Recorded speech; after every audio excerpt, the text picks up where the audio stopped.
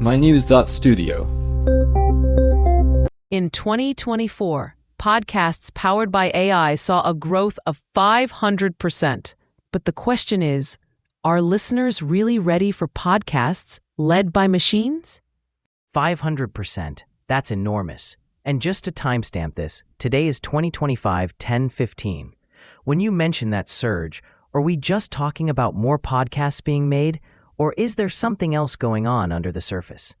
It's definitely more than just numbers. Over the last year, AI tools have evolved from just editing or transcribing to generating entire episodes, even hosting them. Listeners responded to that. AI-driven podcasts started to outperform traditional ones. And that's mainly because they could personalize every detail, translate instantly, and recommend content in a way that felt almost well. Wait, like recommendations that actually feel tailored? Exactly, almost predictive. It's the personalization that drew in so many listeners. So does this mean creators who aren't using AI are falling behind? Or is there still room for the classic all-human podcast? By late 2025, using AI isn't just a bonus, it's pretty much essential for keeping up. The landscape shifted so rapidly that those who leaned into AI saw their shows climb in visibility and engagement. But here's the thing, authenticity still matters. The standout podcasts are the ones using AI to enhance their own voice, not to replace it. That brings up another shift. Podcasting isn't just audio anymore. We're seeing video everywhere. Spotify, YouTube, TikTok. What's behind that? Platforms have really invested in video podcasting. In just a year, there's been a 70% boost in creators putting out video. Now, analytics don't just show listening time. They show how long people watch, when they pause, what they share. Audiences want stories they can both see and hear. The creators who mix video, audio, and social media are reaching new listeners much faster. So does that mean the days of audio-only podcasts are ending?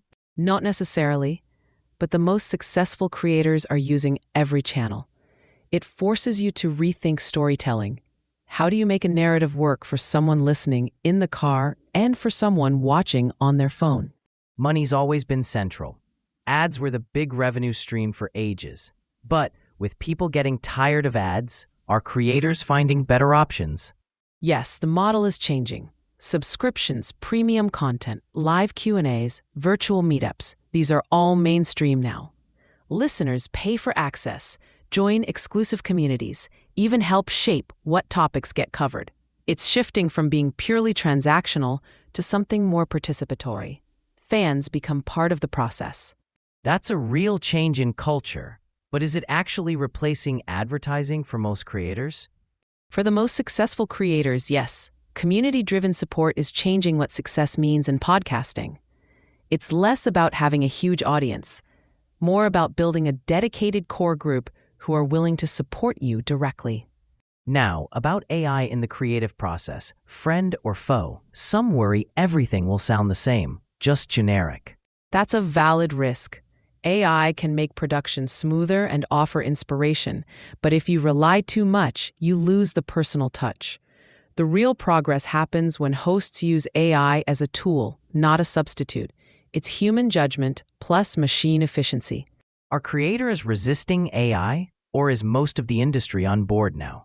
It's a mix. There's still skepticism, especially about originality, but the push to produce more content faster is strong. Most creators are adapting by blending AI's abilities with their own style. This ties in with the rise of always-on podcasts, shows that update constantly instead of following seasons. Is that sustainable for creators? It's difficult, no doubt, but AI makes it possible.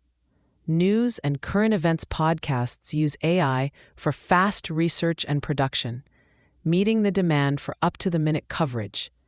Those who deliver quickly are becoming trusted sources. Could this pace burn out creators? That's a risk, but automation is helping manage the workload for a lot of people. The important thing is to use technology thoughtfully, not just for the sake of it. Let's talk about distribution. There's a real battle between open RSS feeds and closed platforms like YouTube or Spotify. What's at stake for creators? It's a major crossroads. Closed platforms offer wide reach and detailed analytics, but you give up some independence. Open RSS lets you control your content, but you might not reach as many people.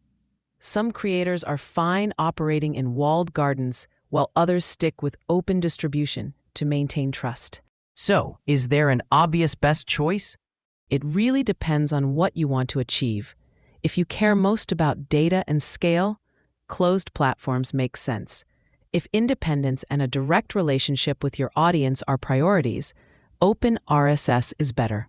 Lastly, what do the listener trends show? Who's tuning in and what are they looking for? Podcast listening hit record highs in 2025. Almost half of Americans aged 12 and up now listen monthly. There's been a big rise among women, up 19%.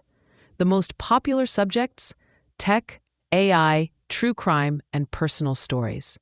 And there's a definite move toward video and interactive formats. So, for anyone hoping to grow, analyzing audience data and feedback isn't optional anymore. Exactly. The creators who keep an eye on trends and adapt quickly, using analytics, polls, direct feedback, are the ones most likely to succeed.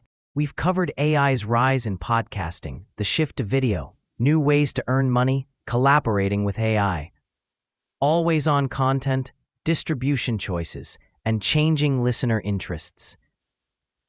The industry's evolving fast, but the fundamental challenge is still there. How do you make something people want to return to?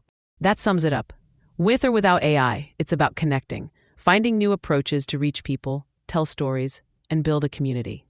Thanks for joining us as we explored what's ahead for podcasting. Thank you for listening. This episode was brought to you by mynews.studio. Try it out for free.